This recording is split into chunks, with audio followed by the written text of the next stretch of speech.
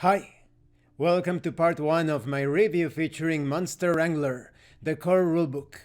In this role-playing game, you will raise and train your monsters, and you will battle many dangers and creatures in a world filled with opportunities for adventures. Let's talk about the quality of the PDF. My only criticism is that it has no bookmarks and no hyperlinks, so it's going to be somewhat challenging to navigate this 242 pages document. But everything else is great. The illustrations are pretty good.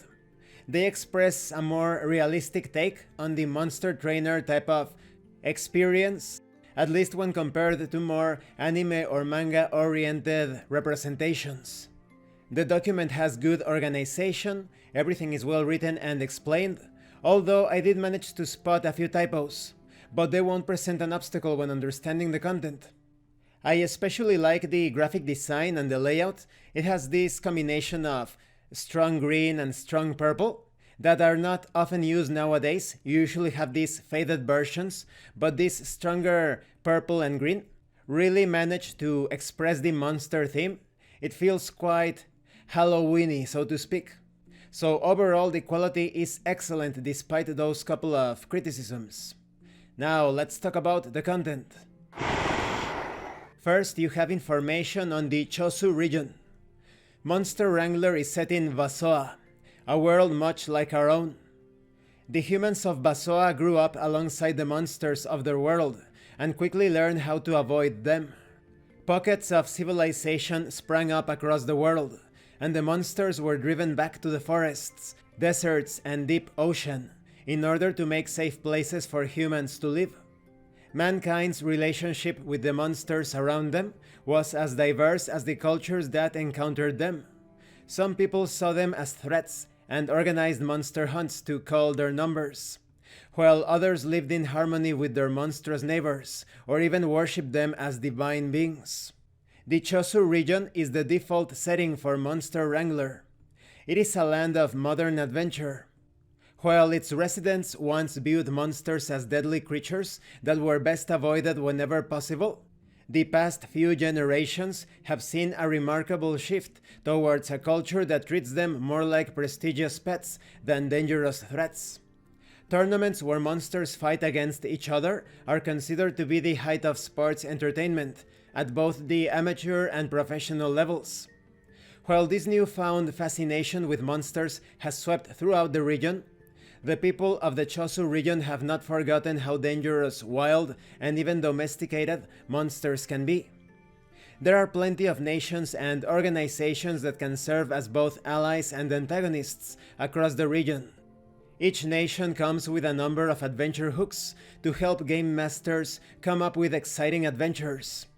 The history of the Chosu region is, in many ways, the history of the Majul Empire, which grew out of a small fishing village called Ruma.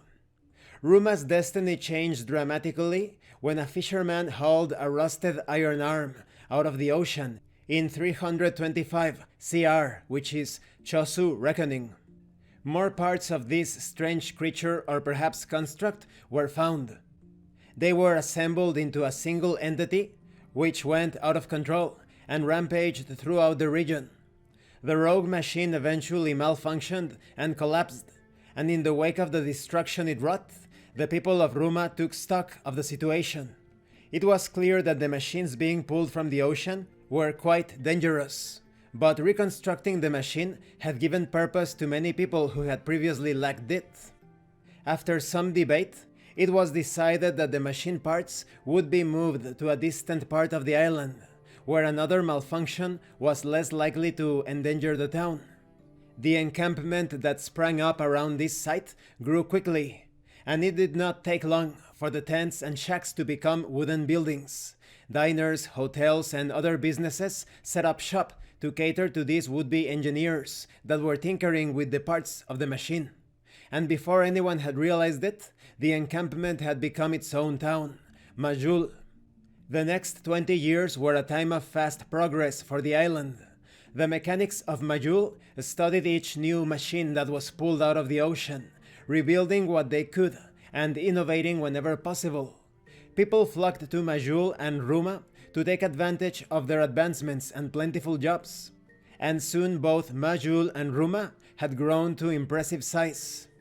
The most significant issue facing the island, however, was that of food. Overfishing had taken its toll on the surrounding waters, and waste from the mines and factories had poisoned what little arable land remained on the island. With few other options left to them, the islanders were forced to import food from the mainland. The cost of these imports was high, however, and the islanders inevitably began to covet the fertile lands of the mainland. And this concludes this part of the review. In the next part we are going to continue with the history of the setting, starting with the rise of an empire.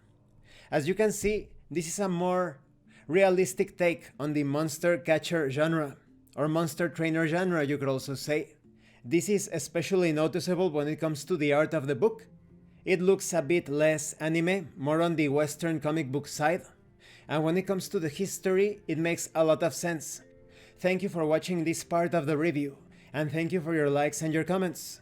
If you have any questions or comments, please let me know. And thank you so much to those of you that are going the extra mile to support the channel. If anyone else wishes to further support the channel, the information on how to do that will be in the description below. Once again, thank you, and see you later.